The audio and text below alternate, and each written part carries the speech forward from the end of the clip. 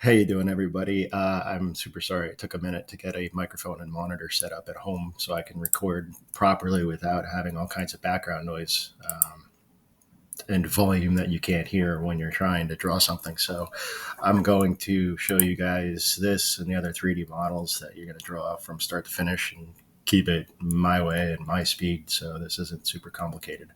Um, Basically, you just launch a new drawing, which you guys know how to do. You got to take the view and control the view from here and basically forget this thing for now. When you're doing 3D models, you're going to change the view to front and draw from here. And what you got to understand is there's two different menu systems that you could use now. There's 2D drawing tools, and then you can jump back and forth to 3D basics and the 2D drawing tools to draw. You can draw using the drawing tools here, and you can also modify like trim and all the basics are here.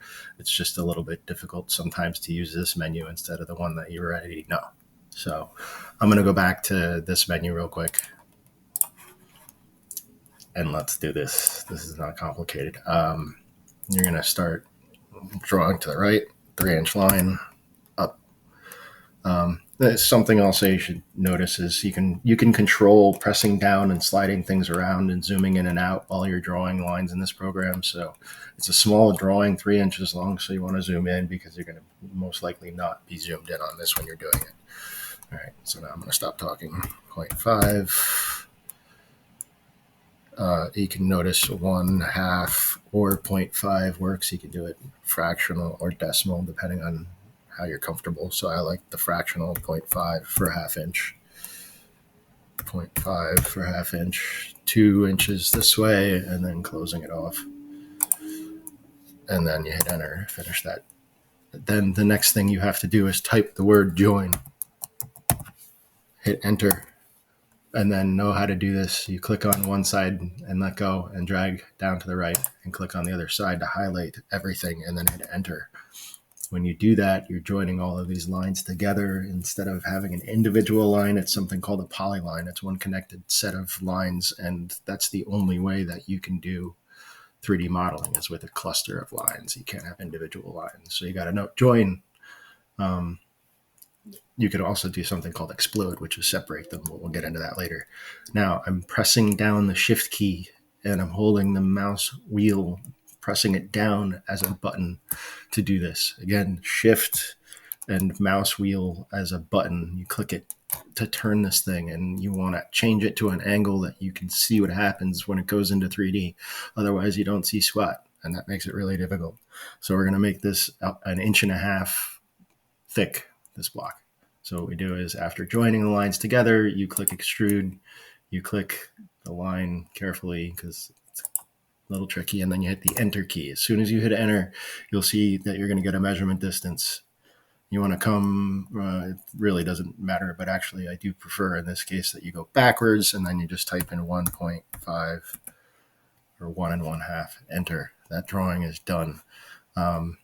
This is unusually bizarro. So what you can do is if you really want to play around with the views, you'd click northeast isometric to spin it into the isometric orientation that they have it set up in the video.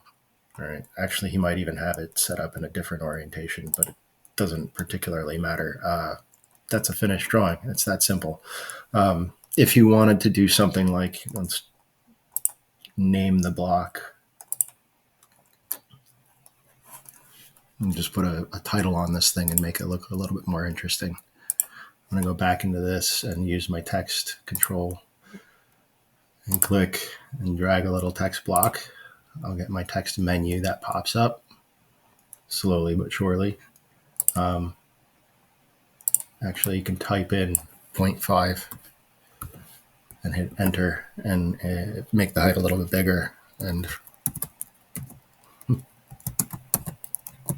I think it's going to shrink. I don't know if I should make it that big or wait, how big is the text on these? I'm not sure. It doesn't really matter. But I would like, if you want to do this, just put your name, period.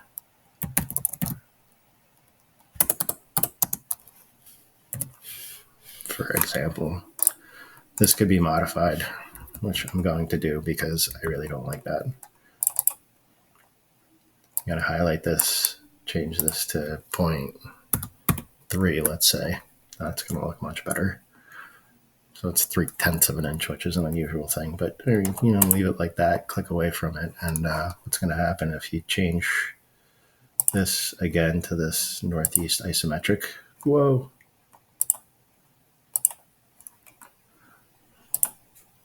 Let's see if I can move, click it, hit enter to be able to move this thing, and then place it. These are not really truly necessary, but it does make it look a little bit nicer if you're going to be doing document work. Again, you're realizing in this case, hopefully, that you have to change to the view that you're working on. And I don't know why this is doing this when I change it from here to here.